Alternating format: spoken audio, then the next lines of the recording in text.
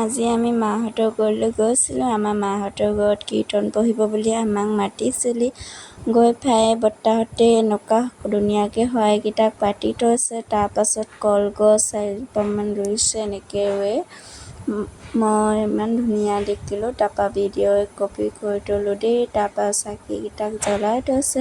তাৰপৰা কাৰ ঘৰত এনেকুৱা শৰাই পাতি পিনি ধুনীয়াকৈ কলকেইটা এনেকৈ কৰি পিনি যে কয় কমেণ্ট কৰি জনাবচোন দেই। আমাৰ মিচিঙৰ নিয়মটো এনেকৈ কয়, অসমীয়াৰ নিয়মটো বেলেগ দেই। তাৰপাছত মিচিঙৰ নিয়মটো অসমীয়া কিছুমানে নাজানে বুলি মই দেখুৱাই দিছোঁ। তাৰপৰা চাচোন কেনেকুৱা লাগিছে। তাৰপৰা আছে অকণমান শুনাই দিম। এয়া আমাৰ বৰ্তাই, এই যুগতো বৰ্তা আছে। তাৰপৰা বাতিকেইটাকো বহি আছে, সেইফালে দুটা সতে হৰিনাম গাই আছে।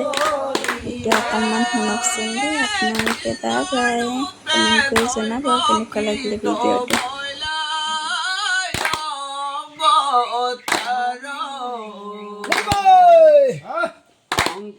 চক্ৰ গদা পন্ম